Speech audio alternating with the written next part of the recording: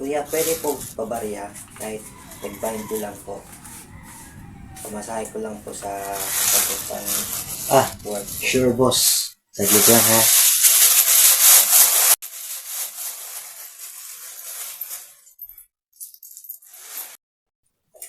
Ay, grabe kuya. Parang ang dami niya na. Ito. Kita ko lang po ito isang araw. 2,000 years later.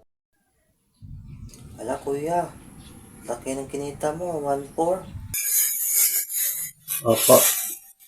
Hindi pa kasama yung Gcash kanina.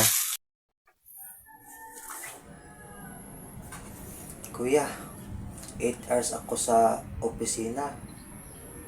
Stress, deadline, overtime. Tapos yung sahod ko. Mas pagod kaysa sa akin yung pera ko. Boss, hindi sa pagmamayabang lang ha. Talagang diskarte lang po.